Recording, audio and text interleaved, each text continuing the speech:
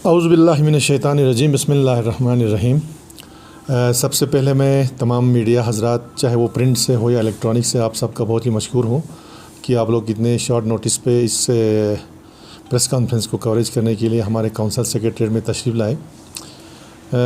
मैं यहाँ पे कुछ दो तीन बड़े इम्पॉर्टेंट इश्यूज़ हैं आपका, उस पे थोड़ा सा टच करना चाहूँगा क्योंकि वो उनको क्लियर करना बहुत ही ज़रूरी है।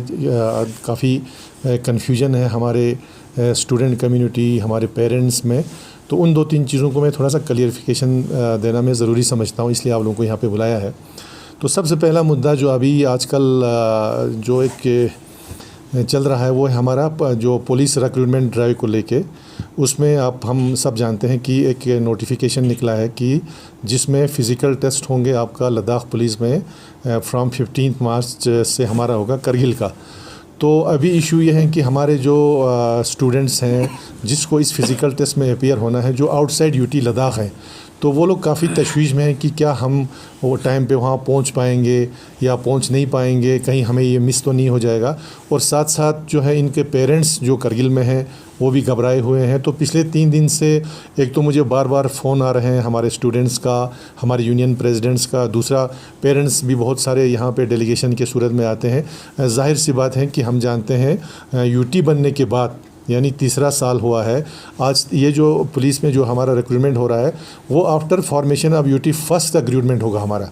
तो इसलिए सब इस चीज़ के लिए बहुत ही मुतमन्नित है कि कब ये रिक्रूटमेंट होगा। तो ये रिक्रूटमेंट अब शुरू हुआ तो सब ये चाहते हैं कि इसमें अपीयर हो जाए।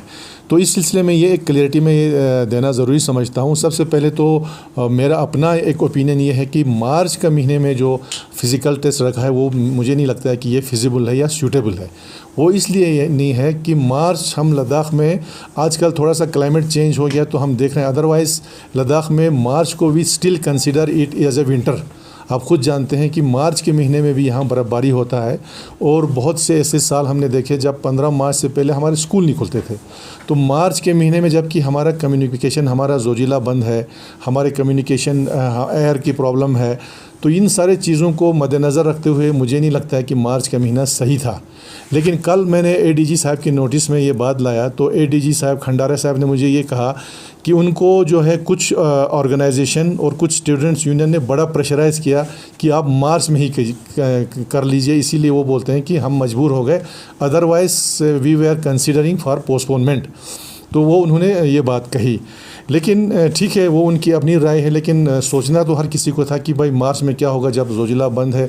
और जाहिर सी बात है, जो मेरे पास एक डाटा आया है हमारे स्टूडेंट्स की तरफ से कम आपका 800 से लेकर 1200 ऐसे हमारे स्टूडेंट्स हैं जिनको अपीयर होना है इस पुलिस रिक्रूटमेंट में, जो श्रीनगर में, जम्मू में, चंडीगढ़ में, दिल्ली में है। तो हम 1000 बच्चों को उस टेस्ट से बाहर नहीं रख सकते हैं। तो उसको मद्देनज़र रखते हुए मैंने कुछ दिन पहले हमारे डिविजनल कमिश्नर साहब और एलजी साहब से भी रिक्वेस्ट की थी कि आप एक IL-76 के कुछ सॉर्टीज़ या C-17 के कुछ सॉर्टीज़ अरेंज कीजिए जम्मू और आपका श्रीनगर से, ताकि एक तो हमारे जो फंसे हुए लोग हैं उनको वहाँ से निकाला जाए और प्रेफरेंस हम देते जो हमारे पुलिस के जो फ़िज़िकल टेस्ट में अपीयर होना था उनके लिए हमने प्रेफरेंस देना था।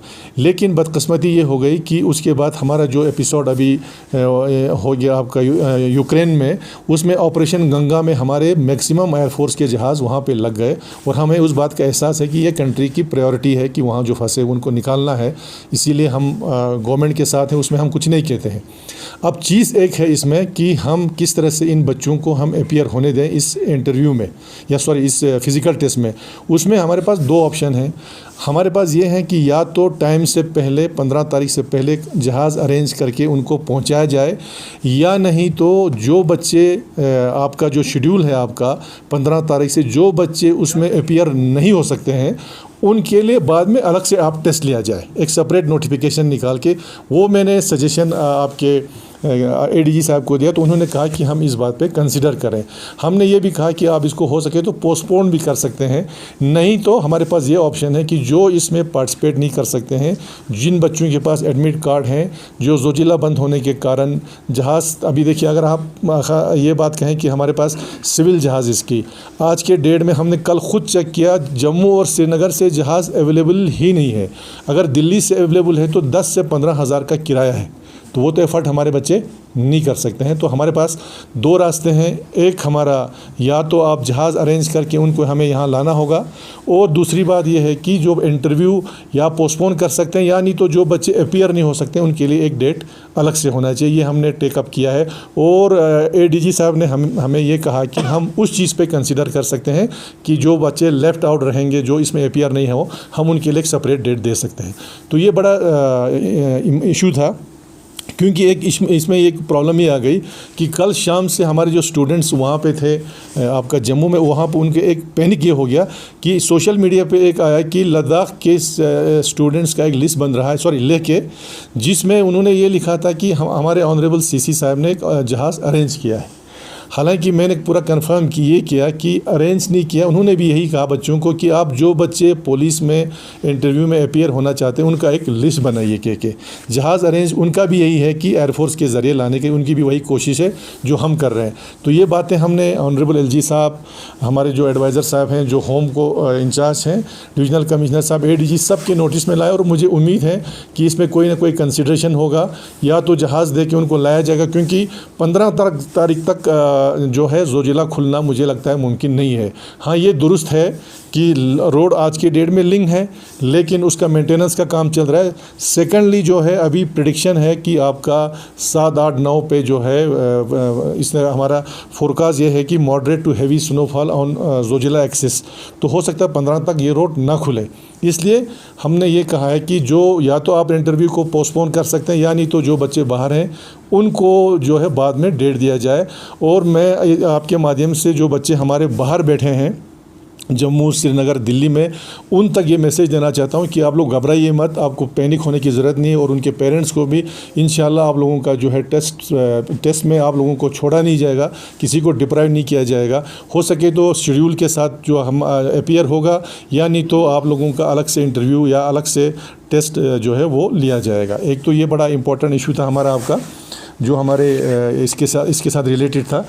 दूसरा चीज़ एक ये था हमारा आपका जो स्टाफ सिलेक्शन कमीशन ने जो पोस्ट एडवर्टाइज़ किए, या 797 पोस्ट जो एडवर्टाइज़ किया है, उसमें 1-2 टेक्निकल इश्यूज़ हैं या क्या है जो हमारे स्टूडेंट्स ने हमें रिप्रेजेंटेशन दिया है आपका। तो उसमें ये उन्होंने कहा है कि ख़ासकर जो हमारे सोशल साइंस स्ट्रीम प्लस हमारे ह्यूमैनिटीज़ का जो स्ट्रीम जो बच्चे हैं, वो ये कहते हैं कि एलिजिबिलिटी क्राइटेरिया इतना रखा है कि वो लोग हार्डली 797 में से 10-15 पोस्ट के बगैर हम किसी चीज़ पे अप्लाई नहीं कर सकते हैं, जिससे हमारा जो क्वालिफ़िकेशन है वो कहीं काम पे नहीं आएगा। और वो ये भी कहते हैं कि जो अदर बोर्ड्स हैं, जैसे आपका हमारे पास SSRB हैं या अदर स्टेट्स के बोर्ड्स हैं, वो कहते हैं कि वो इसमें ये जो क्राइटेरिया रखा है वो उनमें नहीं है। अब ये कहाँ तक सही है, इस पर मैंने CC ले से भी बात की, और ये रिप्रेजेंटेशन हमारे बच्चों ने ऑनरेबल MP साहब को भी दिया है। तो CC ले साहब इस पे काम कर रहे हैं। मैंने भी अपने जो हमारे एम्प्लॉयमेंट ऑफिसर हैं उनको कहा है कि आप पूरा इसको स्टडी कीजिए, जो नोटिफिकेशन निकाला है उसको स्टडी कीजिए, प्लस J&K रिक्रूटमेंट रूल उनका क्या है, SSRB का और अदर स्टेट्स का, वो स्टडी करने के बाद अगर हमें ये पाया गया कि इसमें सही लॉजिक है या कोई नाइंसाफ़ी हो रही है, तब जाके हम इसको UT एडमिनिस्ट्रेशन के साथ टेक अप करेंगे। पहले तो हम UT एडमिनिस्ट्रेशन के भी बहुत मशहूर हैं कि इतने पोस्ट जो हमारे एडवर्टाइज किए गए, हमें इस बात का पूरा एहसास है, क्योंकि एक नया सेटअप था UT हमारा, अक्सर है 9 सारी चीज़ हमारे बनाने पड़े, रिक्रूटमेंट रूल से लेकर सारा कुछ जो है बनाना पड़ा, इसलिए थोड़ा सा डिले हो गया। लेकिन उस डिले के लिए आपको सब मालूम है कि 2 साल का एज रिलैक्सेशन जो है वो ऑलरेडी दिया गया है। और अभी बहुत सी सारे बातें ये भी आ रहा है कि लद्दाख का अपना बोर्ड क्यों नहीं बन रहा है, जबकि LHDC में एक्ट में ये प्रोविज़न है, तो हमारा अपना बोर्ड बनना चाहिए था। वो बात बिल्कुल दुरुस्त है उनका कि अपना बोर्ड बनना चाहिए था, लेकिन हम ऑलरेडी 2 साल पीछे चले गए थे। अगर हम और अपना एक बोर्ड बनाते रहते तो कम से कम साल 1.5 साल और लगता, तो हमारे बच्चों का और भी साल ज़ाया होता। उसका मतलब ये नहीं है कि हम लद्दाख बोर्ड नहीं बनाएंगे, ये बोर्ड हम इंशाल्लाह हमारी कोशिश रहेगी दोनों कौशल्स की हम बनाएं। लेकिन फ़िलहाल जो है एक एजेंसी को देके जल्दी से जल्दी रिक्रूटमेंट प्रोसेस हो, ये हमारे सबकी कोशिश है, यूटी एडमिनिस्ट्रेशन, काउंसिल हो, सारे सबकी ये कोशिश है। तो ये जो ग्रीवेंस है हमारे बच्चों ने आपका ऑडियो क्लिप के ज़रिए हम तक पहुंचाया, रिप्रेजेंटेशन के ज़रिए तक पहुंचाया, तो उस पे हम एक्सरसाइज कर रहे हैं। और अगर हमें लगता है कि इनके साथ नाइंसाफ़ी हो रही है तो इंशाल्लाह उसको हम जो है गवर्नमेंट मींस यूटी एडमिनिस्ट्रेशन तक हम जो है इस बात को ज़रूर पहुँचाएँगे आपका। तो ये कुछ हमारे आपका मेन इश्यूज़ थे, ये दो चीज़ जो बर्निंग इश्यूज़ थे आपका, तो ये हम आपके ज़रिए जो है आवाम तक और ख़ासकर स्टूडेंट तक पहुंचाना चाहते थे, जो बड़ा बर्निंग इश्यूज़ हैं। क्योंकि लोग बच्चे जो जम्मू श्रीनगर में बड़े परेशान हैं, उनके पेरेंट्स भी बड़े परेशान हैं। उसको मद्देनज़र रखते हुए हमने एलजी साहब से, एडवाइज़र साहब से, एडीजी साहब सबसे ये बात उठाई और इंशाल्लाह हमें पूरी उम्मीद है कि ये कंसिडर किया जाएगा। सर एसएससी के जरिए खासकर आपने कहा कि जो रिक्रूटमेंट अब आने वाले समय में शुरू हो रहे हैं और जो सिलेबस भी एसएससी ने जारी किया है, और ये मुझे लगता है लद्दाखियों के लिए नया हो सकता है। लेह में LHDC लेह ने एक इनिशिएटिव लिया है फ्री कोचिंग क्लासेस के लिए एसएससी एस्पायरेंट्स के लिए। LHDC करगिल का क्या सोच है? देखिए, बिल्कुल आपकी बात दुरुस्त है, क्योंकि एसएससी जो है एक नया कंसेप्ट है आपका। हमारे बच्चे अगर प्रिपेयर कर रहे थे तो they were preparing for SSRB जो हमारा स्टेट का था, LSY के स्टेट का, उसके सिलेबस के हिसाब से, उसके पैटर्न के हिसाब से वो प्रिपेयर कर रहे थे। तो जाहिर सी बात है, जब नया एजेंसी है तो उनका अपना एक पैटर्न है, तो मैं मानता हूं कि उसमें हमारे बच्चों को काफ़ी मुश्किलात होगा। लेकिन जहां तक आपका कोचिंग का मसला है, आपका फ्री कोचिंग का मसला है, अभी हमारे पास ये डाटा क्लियर नहीं है कि कितने बच्चे जो है हमारे एग्ज़ाम्स में अपीयर होंगे।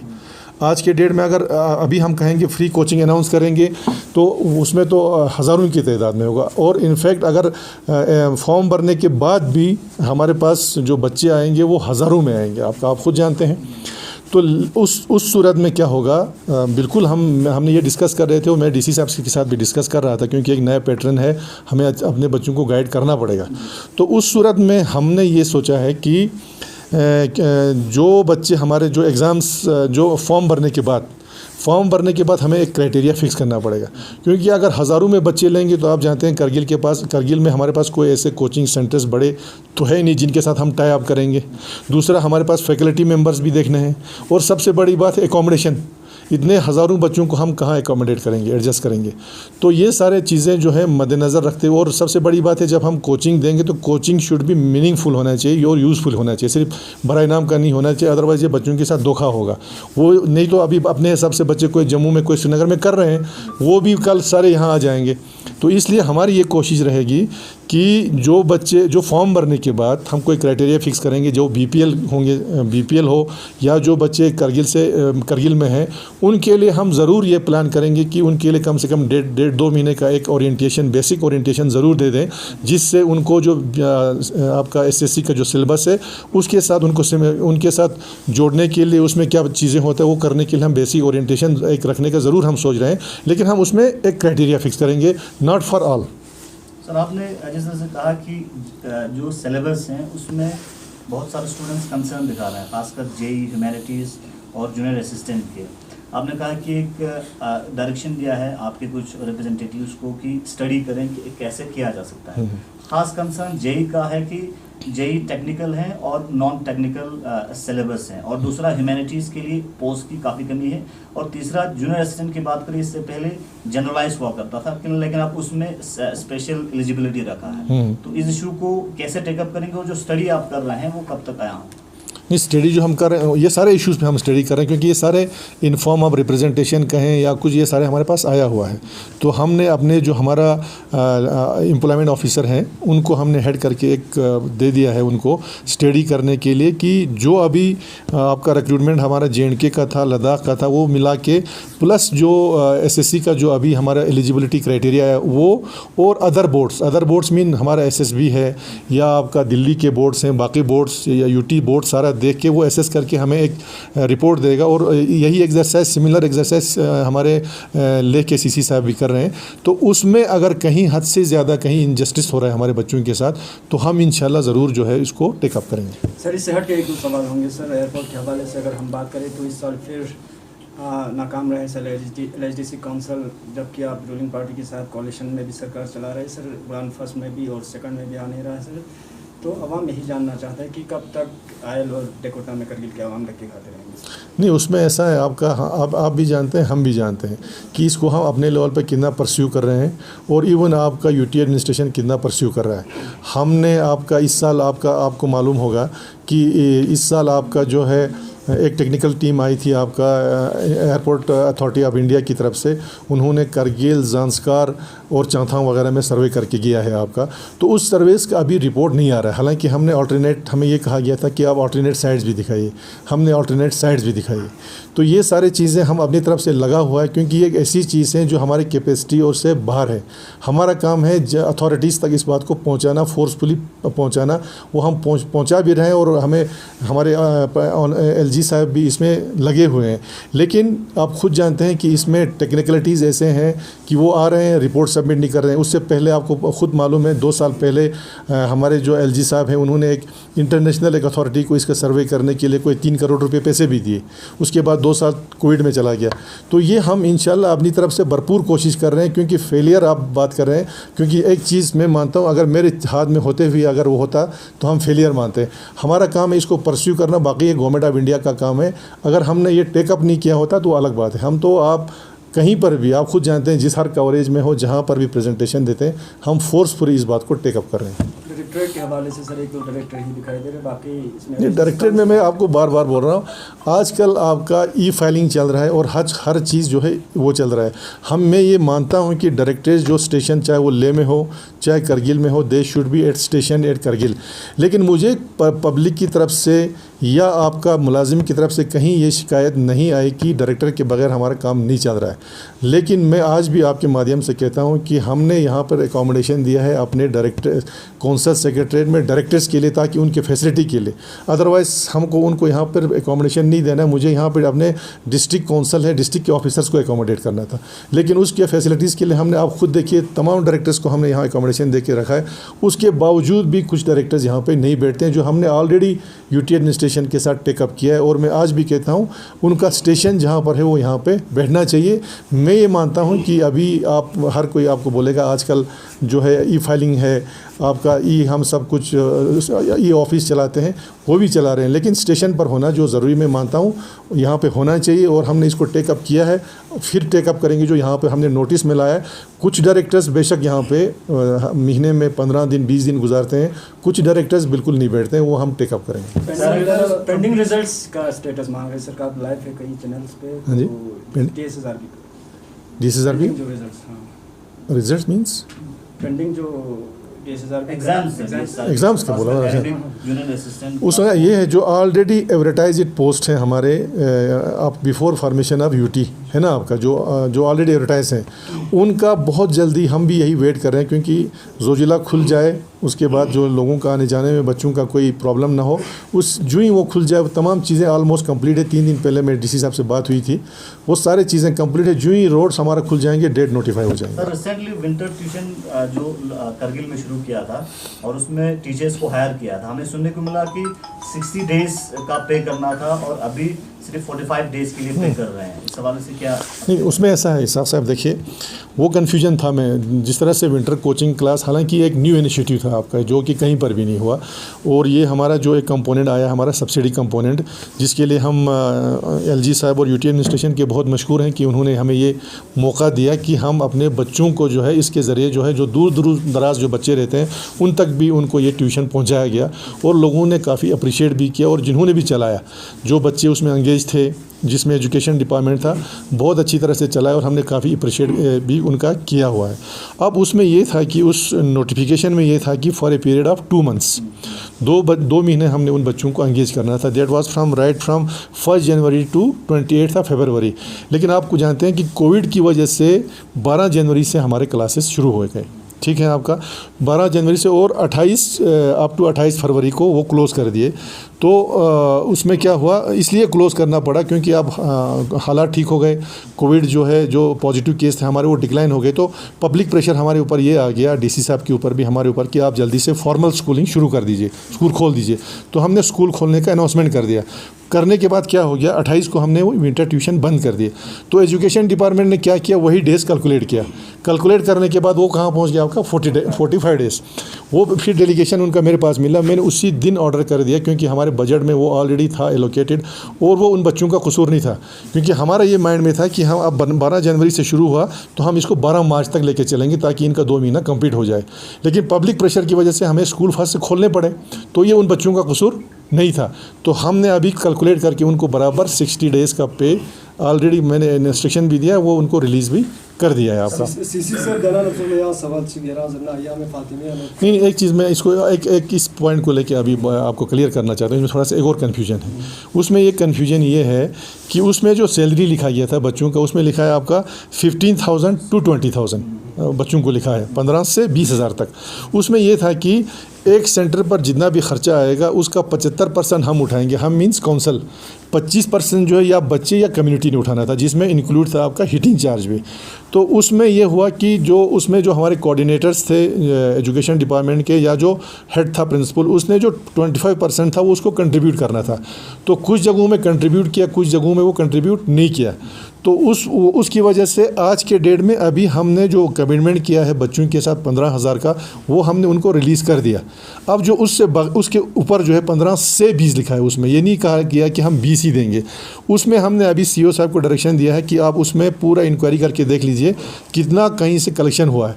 वो सारा कलेक्शन करने के बाद फिर हम देखेंगे कि हीटिंग में कितना गया, उसमें से जो सेविंग होगा वो सेविंग जो है हम सारे बच्चों के अकाउंट में डाल दें, क्योंकि हर बच्चे का अकाउंट डिटेल हमारे पास आया है, वो हम उनके अकाउंट में डाल देंगे। उसके बाद भी अगर कुछ बचता है तो हम जो है उसको नेक्स्ट फाइनेंशियल ईयर, क्योंकि इस साल का तो फाइनेंशियल ईयर क्लोज हो गया, नेक्स्ट फाइनेंशियल ईयर, क्योंकि हमारा ये जो विंटर कोचिंग है ये ऑलरेडी अप्रूव्ड स्कीम है हमारा यूटी एडमिनिस्ट्रेशन का, तो हम उसमें कंपनसेट करेंगे। अब कुछ बच्चे उसमें ऐसे भी 2-3 लोग हैं जो ये बोल रहे थे कि हम प्रोटेस्ट करेंगे, हम ये करेंगे। एक ने तो मुझे मैसेज भी, मैंने उसका मैसेज रिकॉर्ड में भी रखा है। तो वो मैं अपील करना चाहूँगा उन बच्चों से, उनके वालिदैन से, कि उन बच्चों के बहकावे में आप नहीं आए, क्योंकि जो अच्छा काम आपने जो सोसाइटी को कंट्रीब्यूट किया है वो सारा ज़ाया हो जाएगा। और कहीं पर भी अगर कोई लॉ एंड ऑर्डर प्रॉब्लम हो जाए, आप लोगों का कैरियर का भी सवाल है, कहीं किसी को कोई केस हो जाए, FIR लग जाए, तो आपके कैरियर का भी सवाल है। तो उन पेरेंट्स से भी मेरी गुजारिश है, बच्चों से भी गुजारिश है कि आप उसके बहकावे में नहीं आए। जो 15,000 हमने देना था वो हमने दे दिया, बाकी जो आता है वो हम आपके अकाउंट्स में पहुंचा देंगे। यूनिवर्सिटी ऑफ लद्दाख में पीजी कोर्सेज के लिए फी हाइक किया है, 12,000 से 27,000 इस वक्त हुआ है। तो स्टूडेंट्स कह रहे हैं कि वो अफोर्डेबल नहीं है, और आज लास्ट डेट भी है। आपके साथ कल डेलीगेशन भी मिला है। जो ही वो कल मेरे पास डेलीगेशन पे आए, उसी वक्त मैंने आपका लेटर भी, उसका पूरा डिटेल दे के मैंने वाइस चांसलर साहब के साथ टेकअप भी किया, और उनको मैसेज भी दे के उनकी नोटिस में ये सारी चीज़ें लाए। और मैं मानता हूँ कि फ़ीस हाइक ठीक है, हम मानते हैं हर जगह फ़ीस हाइक होता है, लेकिन एक लिमिट होता है। कि यहाँ पे हमारी यूनिवर्सिटी ऑफ लद्दाख ने कुछ कोर्सेज़ के लिए डबल कर दिया है, जहाँ 12,000 था उसको 26,000 पर पहुँचाया, कुछ जगहों को 27,000 पहुँचाया, जैसे बीएड वाले हैं आपका। तो ये तो हमारा एक पब्लिक यूनिवर्सिटी है, गवर्नमेंट एडेड यूनिवर्सिटी है, कोई प्राइवेट यूनिवर्सिटी तो है नहीं। तो ये उन बच्चों के लिए जो बच्चे हमारे बाहर नहीं जा सकते हैं, बाहर जाने के लिए अफोर्ड नहीं कर सकते, वो यहाँ पर एडमिशन ले रहे हैं। तो उनके फ़ीस और बाहर के फ़ीस में अगर हम फ़र्क नहीं रखेंगे तो हम जस्टिस नहीं कर पाएंगे। मुझे उम्मीद है कि वाइस चांसलर साहब इसको कंसिडर करें। याना नसुख बयां समाज सर अयाम फातिमे अनुका करगिल लाजगा खस्तासे अयाम फातिमे जुलूस माफिंचुस चना अपोजिशन पार्टी के ना चटी प्रोड्यूस बाना खासकर रूलिंग पार्टी के ना कोई यली के ब्लेम तांदो की दीदन या लोग सीसी एलएचडीसी कमजोर सोचन चना दे के टेक्चुल। देखिए रा दे जॉब फरची तांसे रा है, उसमें ये है कि लॉ एंड ऑर्डर पर हमेशा जर्चिंदे यार, लॉ एंड ऑर्डर जो है वो काउंसिल के प्रेरोगेटिव में बिल्कुल नहीं, लेकिन उसके बावजूद भी हमने काउंसिल ने ही अल्टीमेटली इंटरफियर करके हमारे दोनों आगा साहिबान जो हैं, आपको पता है इस्लामिया स्कूल में गए, एडमिनिस्ट्रेशन इस्लामिया स्कूल में गया, और उनके साथ बात करके उसको नेगोशिएट करके हमने मसले को हल कर दिया। हम उसमें कभी नहीं चाहे कि वो कन्फ्रंटेशन हो जाए, क्योंकि उस वक्त कोविड था और कोविड के प्रोटोकॉल्स थे, एडमिनिस्ट्रेशन मजबूर था। तो इसलिए हमने अपने रिलीजियस ऑर्गेनाइजेशन से रुजू करके हमने ये क्लियर कर दिया। बाकी जो बंदा ये कहता है, मैं पर्टिकुलर लिखाऊंगा, ये लोग नहीं कहते, एक बंदा कहता है, वो किस नज़रिए से कहता है वो भी आपको पता है, तो मैं उसको नहीं मानता हूँ। Thank you very much, thank you sir. For more updates, subscribe to our channel Kargil Today. Click the show links and enjoy watching the videos. Like us on Facebook. and follow us on Instagram. Keep watching Kargil Today. Keep enjoying Kargil Today, the only voice of Kargil Ladakh.